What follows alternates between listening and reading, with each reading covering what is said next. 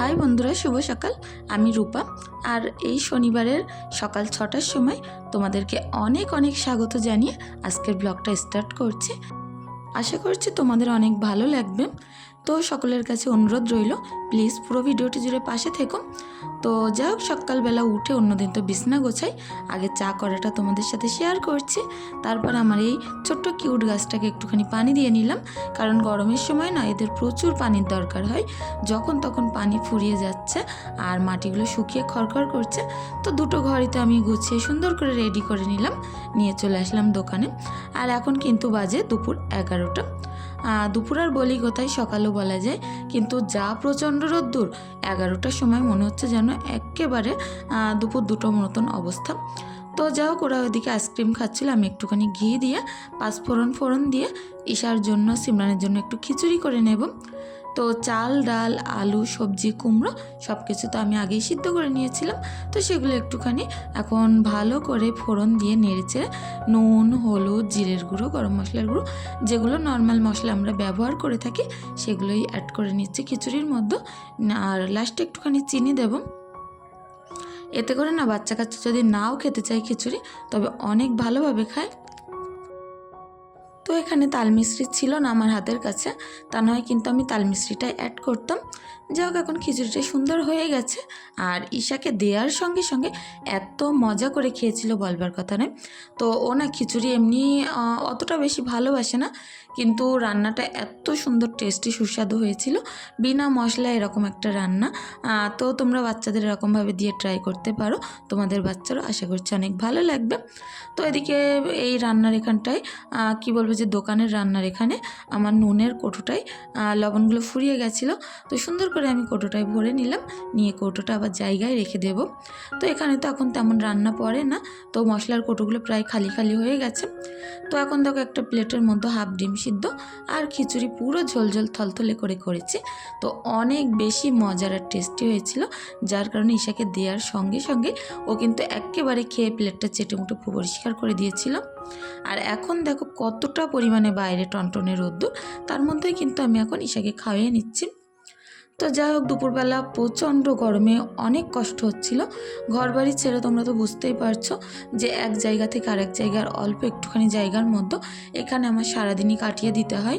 দোকানে একেবারে কি বলবো, পা রাখার জায়গা থাকে না, এত পরিমাণে দোকানে মালপত্র কোটোকাটা ভর্তি আছে। আর এখন তো যেহেতু গরমের টাইম, তো ঠান্ডার জিনিসপত্র অনেক বেশি আনা রয়েছে। তো এই জায়গাটা আমি একটু ফাঁকা করে নিয়েছিলাম, কারণ এখানে প্রচুর থামস আপের বোতল টতল ভর্তি ছিল। তো এখানে একটু বসতে হয়, ঈশাকে খাওয়াতে হয় দোকানের ভিতরে। কোথায় আর নিয়ে যাব বলো, পিছন দিকে যা গরম, যাওয়ার মতো কোনো বসার মতো পরিস্থিতি নেই। তো এখন দুপুর 2টোর সময় কিন্তু আমি দোকান বন্ধ করে বাড়িতে যাচ্ছি রান্না করব বলে। এরকম টাইমে হয়তো তোমরা অনেকে রান্নাবান্না করে খেয়ে শুয়ে পড়ো, কিন্তু ভাগ্যটা এমনই আমার যে দুপুরবেলা 2টোর সময় এখন বাড়িতে যেতে হচ্ছে। তো বাড়ি গিয়ে ঈশা সিমরানকে আগে আমি খাওয়িয়ে ঘুম পাড়িয়ে দেবো। তো সকালবেলা যেহেতু আমি শুধু ভাতটা করে রাখি, আর যাও কিছু একটা দিয়ে দুপুরে তাড়াহুড়ো করে ওদের খাওয়িয়ে শুয়ে দিই। তারপরে কিন্তু আমি টুকটাক করে রান্না করে উনুনে রান্না করি। তো এই শখের জিনিসটা না প্রচণ্ড বেশি ভালোবাসা আমার, এই জিনিসটা অনেকটা বেশি মায়া মহব্বতও বলতে পারো আমার এই স্কুটিটা। তো যা হোক, হয়তো কষ্ট করেছি বলেই হয়তো নিজের স্বপ্নগুলো একটু একটু করে পূরণ করতে পারছি। আগামী দিন আরও যে সকল স্বপ্ন আছে পূরণ করব, তোমাদের সঙ্গে তো অবশ্যই শেয়ার করব। তো দোকানে হয়তো সারাদিন কি বলবো যে অনেক কষ্ট পরিশ্রম গেলেও যখন একটুখানি নিজের রিল্যাক্সে ঘুরতে বেরোই, নিজের গাড়িটা নিয়ে, নিজের বাচ্চাদেরকে নিয়ে, তখন কিন্তু মনটা অনেকটা ভালো হয়ে যায়। তো তোমরা হয়তো দেখে বুঝতেই পারছো রোদ্দুরটা কিন্তু আবছা আবছা হয়ে যাচ্ছে, কারণ 2টা-2:30টার দিকে রোদ্দুরের অবস্থা কিন্তু এরকমই হয়। তখন কিন্তু অতটা টানটানে রোদ্দুর থাকে না, একটু আবছা আবছা থাকে। তো এখন আমি ঈশাকে ওদিকে ঘুম পাড়িয়ে সিমরানকে খেতে দিয়ে তারপরে আসলাম রান্নাটা করতে। তো আজ একেবারে হালকা পাতলা রান্না করব। দুপুর 2টা-2:30টার দিক বাড়ি এসে কার আর ভালো লাগে বলো, যে বেশি হজে রান্না করার জন্য। তখন মনে হয় যা হোক কিছু একটা রান্না করে শুধু পেটটা ভর্তি হলেই হলো, এরকম অবস্থা এখন আমার সঙ্গেও হচ্ছে। তো যাই হোক, এখন দুপুরবেলা ভাতটা বসিয়ে দিলাম আর তারপরে শিলনোড়ায় বাটনাটা করে নিচ্ছি। শিলনোড়ায় বাটা মশলা দিয়ে না উনুনের রান্না সবজি অনেক বেশি মজার হয়। আর আজ যেহেতু দীর্ঘ 1 সপ্তাহ হয়ে গেল যে আমার হাজব্যান্ড বাজারে যেতে পারছে না, ওরও প্রচুর কাজের চাপ, তো তার কারণে সবজি টবজি তো বাড়ি কিছুই নেই, শুধু সয়াবিন আলু, ডিম আলু, মাংস, ডাল এরকমই কিন্তু 1 সপ্তাহ ধরে খেয়ে আসছি। তো যা গরমের সময় অসুবিধা নেই, বেশি মাছ তারপরে মশলাদার খাবার এখন একটু অ্যাভয়েড করে চলারই চেষ্টা করছি। তো ভাতটা দেখো, এদিকে কথা বলতে বলতে তো উতলে গেল। তো মধ্যবিত্ত সংসারে হয়তো অভাব অনাটন সব কিছুই থেকে থাকে, তার মাঝেও কিন্তু আমাদের নিজের সুখগুলো খুঁজে নিতে হয়। আর সেরকমই বলতে পারো যে টুকটুক করে নিজের শখ শান্তিগুলো আমি হয়তো পূরণ করছি, আর এর মধ্যেই আমার নিজের সুখগুলোকে খুঁজে নিচ্ছি। যদি আপসেট থাকি, মনে মনে টেনশন করি, চিন্তা করি, তাহলে কিন্তু দিনটা সেভাবেই কেটে যাবে মন খারাপের মধ্য দিয়ে। তবে আমি চেষ্টা করি শত কাজের মাঝেও যতই মন খারাপ থাকুক সেটা কাউকে বুঝতে না দিয়ে নিজের মনের কষ্ট নিজে মনে চেপে রেখে অনেক হাসি খুশি থাকার জন্য, মানুষের সামনে অনেক সুন্দরভাবে মিলেমিশে ব্যবহার করে চলার জন্য। তো কতটা কি করতে পারি হয়তো জানি না। তো কালকের ব্লগটাতে অনেকগুলো কমেন্ট এসেছে, যেখানে মাই বলেছে আপু অনেক সুন্দর হয়েছে, ধন্যবাদ বন্ধু তোমাকে। আর সাবিনা বলেছ যে আপু অনেক ভালো হয়েছে, সিমরান ঈশার জন্য অনেক ভালোবাসা রইল, তোমার জন্যও বন্ধু অনেক বেশি দোয়া, ভালোবাসা, আশীর্বাদ আমার তরফ থেকে রইল। তো আরেকজন বন্ধু যার নামটা আমি বুঝতে পারছি না, সে আমাকে বলেছ যে অনেক ভালো, গুড মর্নিং আর আলহামদুলিল্লাহ। তো সত্যি তোমাদের এই সকল কমেন্টগুলো পড়তে আমার অনেক ভালো লাগে আর মন থেকে ছুঁয়ে যায় যে সত্যি তোমরা আমার ভিডিওগুলো কন্টিনিউ দেখো, তারপরে আমাদের জন্য অনেকটা বেশি দোয়া ভালোবাসা রেখে যাও। হুনুপা খাতুন আমাকে বলেছ যে তোমার ভিডিওগুলো অনেক ভালো লাগে। সত্যি বন্ধু, তোমাদের মনে যে আমি একটুখানি হলেও জায়গা করতে পেরেছি, তো তার জন্য কতটা কি বলতে পারবো না যে আমি পরিশ্রম করি কি না করি। তোমরা হয়তো আমার ভিডিও দেখার পরে কিছু হয়তো আমার কাজের ভিতর থেকে ভালো লাগে বলে এই সকল কমেন্টগুলো করো। তো সত্যিই আমি তোমাদের মনে একটুখানি জায়গা করতে পেরেছি বলে নিজেকে অনেক বেশি প্রাউড ফিল করি। তো তোমরাও অনেক ভালো থেকো বন্ধু। আর শান্তা আমাকে বলেছো 2 লাইক, তো অনেক ভালো লাগলো সত্যি তোমাদের এই সকল কমেন্টগুলো। বলছি না, বারবারই বলছি যে আমার মন ছুঁয়ে দেয় পুরো। তো দেখো, এখন আমার উনুনে তো রান্নাটা করতে করতে 3টে বেজে গেছে। 2-2:30টার দিকে রান্না করতে আসলে কার কত তাড়াতাড়ি রান্না হতে পারে।